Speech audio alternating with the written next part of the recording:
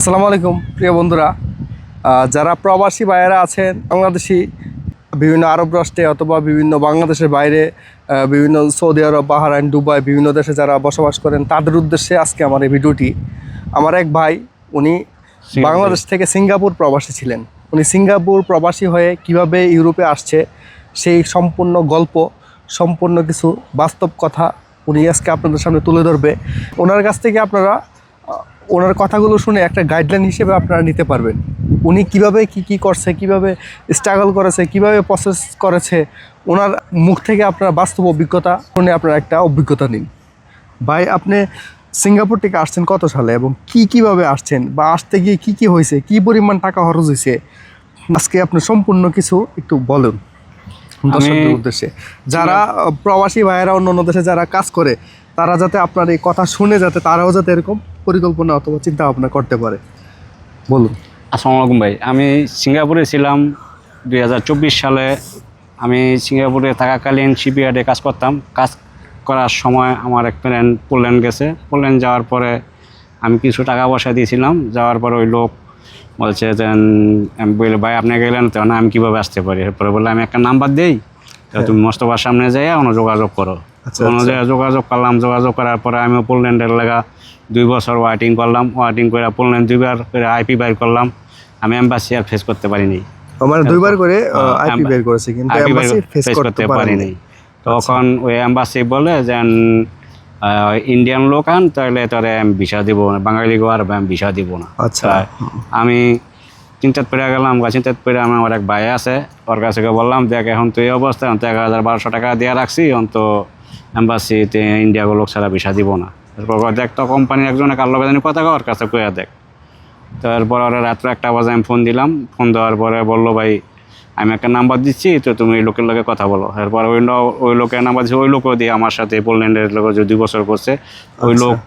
এরপরে চাকরি পেলে সব কাগজপত্র আছে। এরপর আমি বললাম, ভাই তাহলে আমার বইটা যদি সুযোগ থাকে লাগাই দেন, টাকা পয়সার সমস্যা না, তো আপনি লাগাই দেন। ওই লোকের রাত 1টা বাজে আমি পাসপোর্ট সব কিছু ডকুমেন্ট দিলাম। দেওয়ার পরে উনি এগুলো কথা 4-5 দিন পরে আমি তোমার জানাতে আছি। এরপর 4-5 দিন পরে আমার বললো, ভাই তোমার তো এই পড়ছে, তো তুমি এখন 50,000 টাকা জমা দিবা।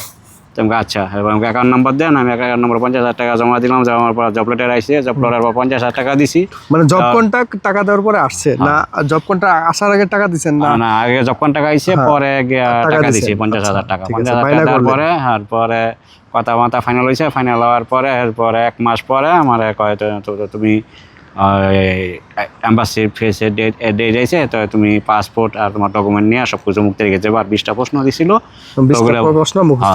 মুখস্থ করছিলাম। তো এই এম্বাসি ফেস করার পরে আমার জিজ্ঞাসা ওই দেশে এয়ারপোর্টের নামটা আর কিসের জন্য যেমন কি কাজ করি ওগুলি জিজ্ঞাসা। আর সেফটি ফলো করে কাজ করি নাকি ওইটা আমার জিজ্ঞাসা। সিঙ্গাপুরে কত বছর ছিলাম, এরপরে এগুলো জিজ্ঞেস করছে।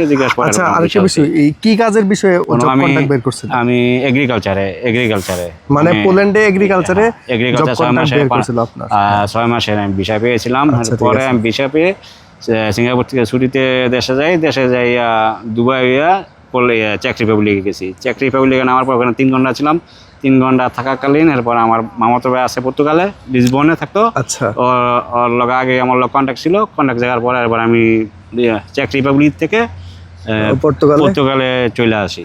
চলে আসে 3 ঘন্টা চাকরি পাবলিক হোটেলে ছিলাম। হোটেল থেকে আমি পরদিন আবার এসে পড়ছি পর্তুগালে এসে 70 সব কিছু কী করছি। এরপরে এপ্রিলের দিকে আমি এগ্রিকালচারে একটা জব করতাম।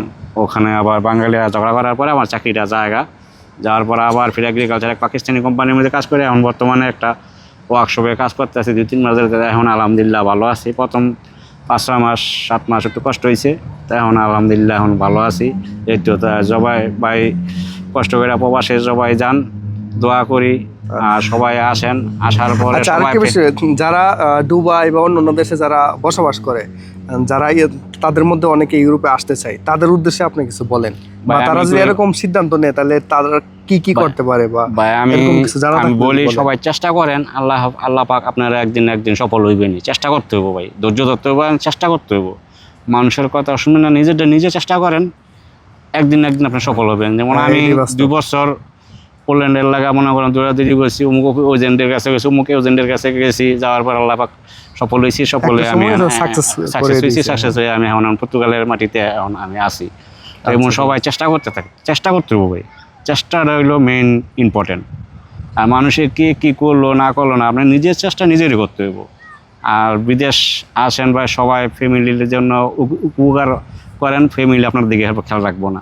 আপনি যত টাকা কামাবেন 3 বা 30,000 টাকা কামাইলে 10,000 টাকা করে নিজের কাছে অন্তত প্রতি মাসে মাসে রাখবেন। রাখবেন। আর না রাখলে পরবর্তীতে আপনার সমস্যা হইব। আর যদি বিয়ে শাদী করে আনতে হয়তো আর কোনো কথাই না, বিয়ে শাদী না করলে নিজের কাছে কিন্তু 50% টাকা রাখেন, অবশ্যই অবশ্যই না রাখলে আপনার ভবিষ্যৎ জীবন আপনার অন্ধকার। তো সবাই ভাই চেষ্টা করবেন এইসব জিনিসগুলি খেয়াল রাখবেন, আর বাপ মার দিকেও দিবেন, নিজেও কিছু রাখবেন, আর সবাই ফ্যামিলির কাছে দিবেন না। ঠিক আছে, দিলে ঠিক আছে। ফ্যামিলি মনে মানে করেন আপনারা ভুলে যাবে কখন প্রতিদিন পরে, বিপদ আসে বলা যায় না। বলা যায় না। হঠাৎ বিপদ আসলে তো দেশ থেকে টাকা আনা সম্ভব না, তাই নিজের কাছে কিছু সেভিং করার জন্য আপনি পরামর্শ দিচ্ছেন। ঠিক আছে, সমস্যা নাই। তবে বন্ধুরা, আজকে এই ভাইয়ের মুখ থেকে শুনলেন, ভাইয়ে মিনিমাম 2-3 বার চেষ্টা করার পর অবশ্যই সাকসেস হয়েছে সিঙ্গাপুর থেকে।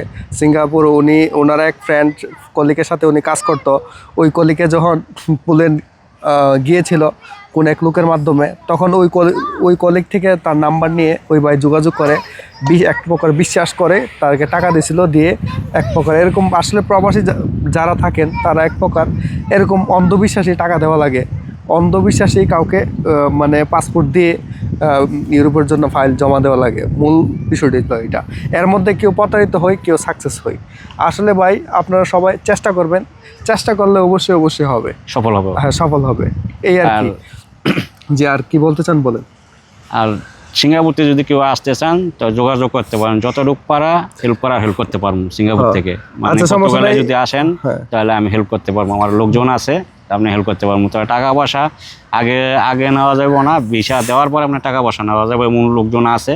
যদি আপনারা যদি সিঙ্গাপুর থেকে আসতে চান তাহলে আমার সাথে যোগাযোগ করতে পারেন, সমস্যা নেই। যোগাযোগ করতে এরকম পারেন। সিঙ্গাপুরে কোনো ভাই থাকলে কমেন্ট করবেন, আমি ভাইয়ের সাথে যোগাযোগ করে দিব, আপনারা ভাইয়ের থেকে পরামর্শ সিঙ্গাপুর নিতে থেকে পারবেন। হ্যাঁ। আমি চেষ্টা করতে আনতে পারবো।